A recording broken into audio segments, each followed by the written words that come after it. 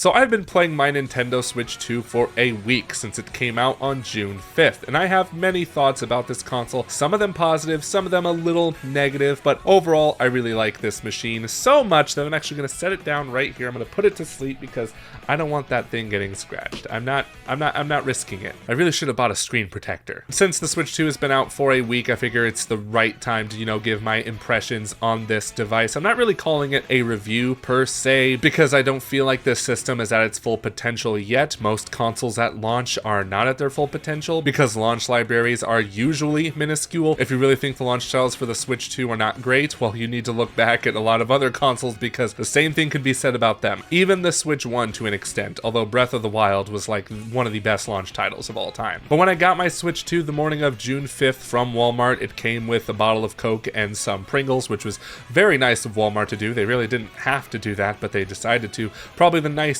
thing done by a multi-billion-dollar corporation. But anyway, I set up my Switch 2, I did the whole system transfer thing, which was really quick. But it was nice to plug the Switch 2 into my 4K HDR TV and actually have that HDR logo appear on the top left of the screen. TCL TV owners already know what I'm talking about, right? The HDR on this thing looks really good. The first game I tried out was, of course, Mario Kart World, and that game is just so vibrant on an HDR TV. It really is. Like, the colors just pop brighter, the lighting just looks better. As somebody who doesn't religiously play Mario Kart, I usually play like all the Grand Prix and then I'm just done with it until a friend comes over and we play split screen. I think Mario Kart World is very good. It's very different in a lot of ways, especially the way the tracks are displayed in Grand Prix, where you're just driving to the next one and then the one after that. But Knockout Tour, absolute blast. It's kind of like Fall Guys, where you have to place a certain spot at every checkpoint, and if you place below it, you get kicked out. Very fun mode to play online, I'll say. It is an absolute mad dash to the finish line. I love playing against human opponents, and it's something you really should do when you're playing Mario Kart World. But other than that, Mario Kart World's a pretty solid game. Not worth $80 though. I'm gonna say that right now. This game should not have been $80. I'm so glad I got the Switch 2 bundle for it, because that means I only paid $50 for the game pretty much. It doesn't really do much to deserve that $80 price tag. Yeah, there's an open world, but there's not much to do in it. I really wasn't that fascinated by it. There were some cool P-switch missions, but there's no way to keep track of them in a menu, so it makes the whole map kind of confusing to explore. So it just feels like an afterthought in comparison to the other modes in the game. But maybe the next Mario Kart game 11 years from now, we will actually get a better open world that actually takes itself more seriously. Other than the bundled Mario Kart World, I did buy another game at launch. I was debating on whether or not I wanted to buy this because I already own it on PS5, technically PS4. I actually bought it when it came out in 2020 for $10 because the launch of that game was, it was bad. It was really bad. I don't know if you remember, but Cyberpunk 2077, specifically the Ultimate Edition as it's called. Yes, it was $70. Yes, I know the game is 5 years old, but it comes with the DLC included, Phantom Liberty. So I decided, hey, I never played Phantom Liberty. I also never beat this game, so I decided, hey, I guess I'll just pick up the Switch 2 version, and I am so glad that I did. This is an impressive port. It is really good. It really shows the capabilities of the Nintendo Switch 2. Yes, it runs at 30 FPS, but it's a very stable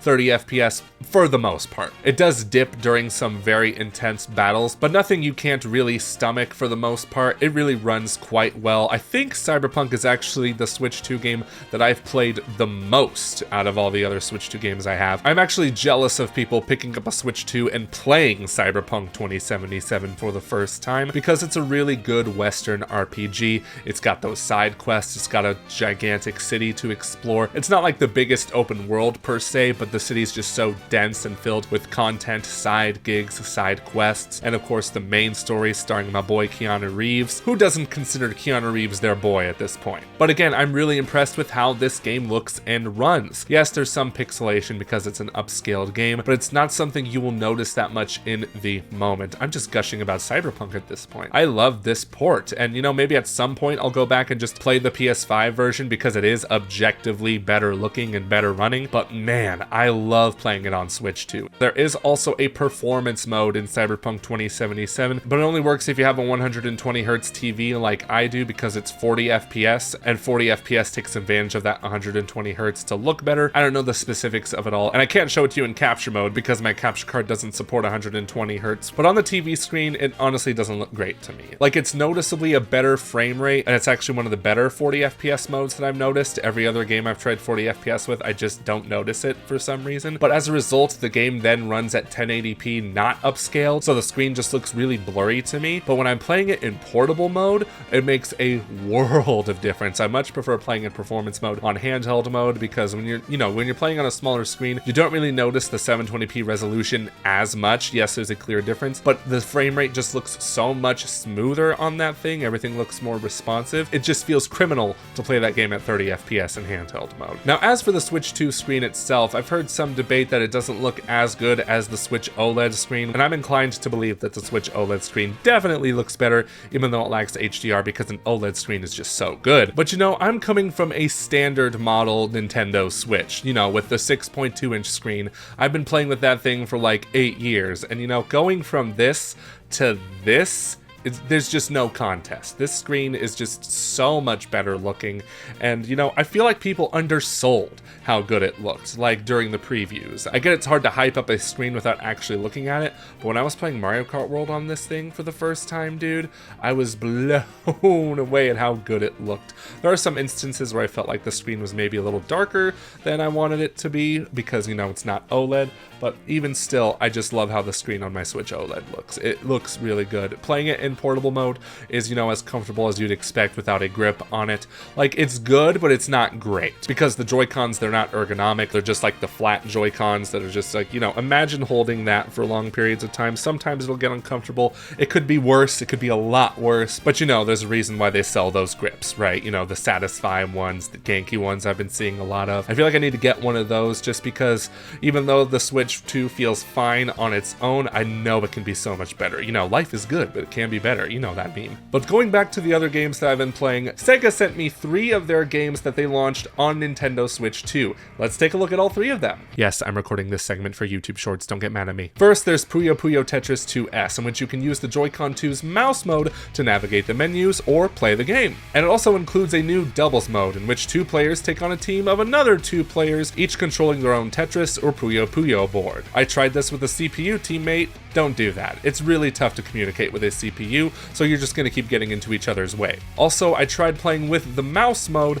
and it was very tough, at least for me. Maybe it takes some practice to get used to, but I decided to just stick with the traditional controls. Then there's Yakuza 0 Director's Cut, which comes with an English dub of the game. I was surprised, I didn't know this. But yes, the English cast from the new Like a Dragon games return here with Yang Ye, Matthew Mercer, and some new voices like David Hayter, who you may know as Solid Snake from Metal Gear. I actually just recently played Yakuza 0, so I didn't try out the campaign too much here, but the cutscenes are now in crisp 60 FPS, which is very nice. But what's more important here is the new Red Light Raid online mode, or offline if you want to have a team of CPUs. Here you take down wave after wave of progressively stronger enemies, playing as your favorite Yakuza characters in order to earn as much money as possible and climb up those leaderboards. It's a very intense mode. The screen is just filled to the brim with enemy CPUs, and the Switch 2 handles it all very well. Glorious 4K display, 60 frames per second. Although I admittedly haven't gotten too far in this game or this mode yet, it really feels like the definitive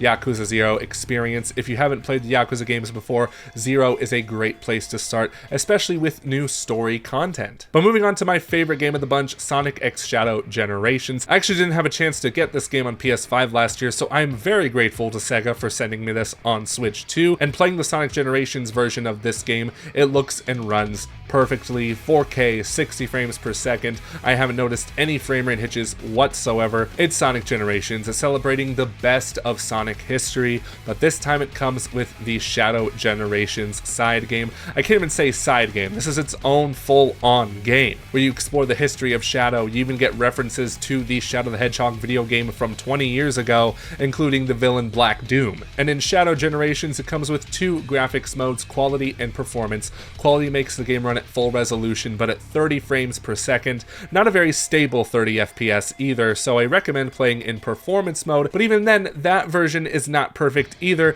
because the resolution is definitely lower. You can notice it, especially in the hub area where things just feel very pixelated, but it's pretty easy to move past. It's nothing game-breaking, it's just a little bit of a bummer that'll hopefully be patched out at some point. Although we have to address the elephant in the room here, even though the Switch 2 version of this game is perfectly fine, there is no free upgrade, or even at least a $10 upgrade for Switch 1 owners of Sonic X Shadow Generations to upgrade to the Switch 2 version. And that just feels all kinds of wrong. It feels very scummy that Switch 1 owners have to shell out the full $50 price tag if they want to play this game on their Switch 2. It is something that SEGA definitely needs to fix, and hopefully they'll hear the fans out and give us that option of that upgrade. But thank you so much to SEGA for sending me those 3 review codes. I'm definitely going to play these games to completion once I'm done here with this video. I might wait on Yakuza though. That game is very long.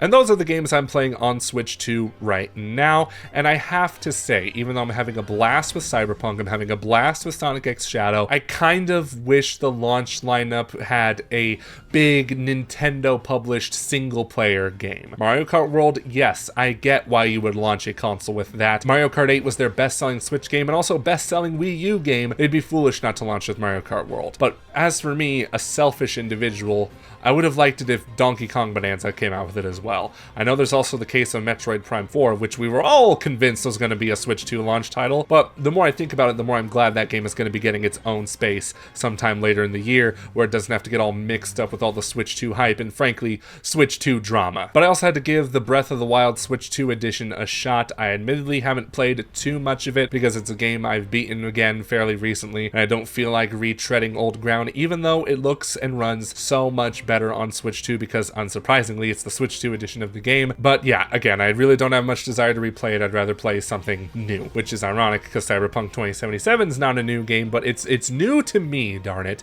At least the part I'm on. I haven't played Phantom Liberty yet. But of course, we have to talk about the sequel to the GOAT controller, the Nintendo Switch 2 Pro Controller. It's got back buttons, baby. Admittedly, I haven't used the back buttons that much, but that's okay because do you hear this? Do you hear this? Yeah, you can barely hear that. That's what's crazy about it, like how quiet these thumbsticks are. There's no like giant... I wish I had my old Pro controller. I have no idea where that thing went. Like, I've been having it for a while, but for some reason it just got completely lost somewhere. So I can't do a direct comparison, but like... so quiet. It's just so quiet. But yeah, it definitely feels like an original Pro controller, but with like a new texture to it. The material is definitely different. It feels more premium, and it also comes with a headphone jack for that sweet, sweet 3D audio. That was my biggest complaint with the Switch 1 Pro controller, is that there was no audio jack, but now there is one. Hallelujah. Especially because the Joy-Con grip, I don't even have it with me. It's not a good grip. I really don't like using it. I used it once for a split-screen game of Mario Kart, and I'm like, give me back my Pro controller. Like, give it back to me. The Joy-Con grip is not like the worst controller I've ever experienced. It's just not great, and it doesn't feel as great as the Pro controller. Once you have the Pro controller too, you can never go back to the Joy-Con grip. But like an idiot who doesn't know how to spend his money properly, I had to get another controller, and that's this one, the GameCube NSO controller. You know, I would have just stuck with my Smash Bros controller that I got in 2014, but you know, I wouldn't have been able to access the Switch online menu to create save states. So I decided it'd be best to, you know, pick up this controller because that was the best way I was going to be able to play these games like Wind Waker, like F-Zero GX. These games are best played with the intended controller. It's why I bought the Nintendo 64 controller, because it's really tough to play Nintendo 64 games with a traditional controller. GameCube could probably get away with, but you know, there's no replacing that big A button. Oh, but I need to talk about the mouse mode before I wrap up this video. I haven't used it much. I'm going to be totally honest. I tried using it with Cyberpunk, but I don't know if I have the controller settings wrong. If you enable mouse mode in that game, it completely just deactivates the right stick, and that's not how I want to play it. I want to be able to just play traditionally, but when I feel like using the mouse mode, I want to like put it there, like, you know, how they're doing in Metroid Prime 4. So I don't know if that's an error on my end. Let me know in the comments. But I also didn't buy Switch 2 Welcome Tour, but I know there's a lot of mouse mode games in that. Maybe I should try that out at some point. But really, the mouse mode is not that convenient for me because of the way my gaming setup is set up. I have a glass coffee table that I have to like bend over to use the mouse mode. And I don't know if you've ever tried using a mouse on a glass table. It doesn't work. So I need to like use a mouse pad for it at some point. Or you know what I'd rather do? I'd rather get one of those lap like mouse pads, you know? Maybe that's the best way to use mouse mode if you're trapped on a couch like I am. I say trapped, but couch gaming is superior, and I say that with a gaming PC. Okay, I think I'm done rambling about the Switch 2. It's great. I love it. I'm glad I bought it, but as of right now, it hasn't reached its full potential. I get why some people are underwhelmed with the launch lineup because unless you're like a huge Mario Kart fan like my pal Triss, who can play online extensively for hours on end, there's really not much here at launch that's, you know, a big single player adventure like Donkey Kong Bonanza and Metroid Prime 4 will be later this year. It's a lot of third-party ports that have already been out on other consoles. Even though Cyberpunk is great, I get like that game is not the most exciting because it's a 5-year-old game. Either way, I'm still glad I bought this thing at launch because I know I'm future-proofed. Like when a Switch 2 game comes out, I'll be able to buy it because I already have the Switch 2 and I'm gonna worry about buying it anymore. Although I hear that stores are still well stocked with these things, which is amazing because it sold 3.5 million units in 4 days. Crazy number, but again, we shouldn't be surprised. This is the sequel to the third best-selling console of all time. Like, should we be surprised? But yes, those are my brief thoughts on the Nintendo Switch 2 1 week later. Again, not a perfect launch week, but most launch weeks aren't. The thing about getting a console at launch is to basically secure your spot for future games. And you know, if you're gonna wait, that's fine too. Like a lot of people wait to pick up their consoles when the game libraries get more diverse, more interesting. But you know, Donkey Kong Bonanza next month, I'm so excited. We're getting a 3D Donkey Kong game, and of course Metroid Prime 4 coming out later this year too. Waiting 8 years for that. Prime 4 was announced for this thing, and now it's coming out on, I'm not gonna grab it. I'm too scared to grab it that fast. It's coming out on the Switch 2 now. Like, it's coming out on both still. But let me know in the comments, how do you feel about the Nintendo Switch 2 1 week later? Have you even bought one yet? Let me know, and thank you to my beautiful Ferris Wheel members right here for supporting me and my endeavors. If you want to become a member for early access uploads, then be sure to hit that join button down below. But until next time, bye-bye.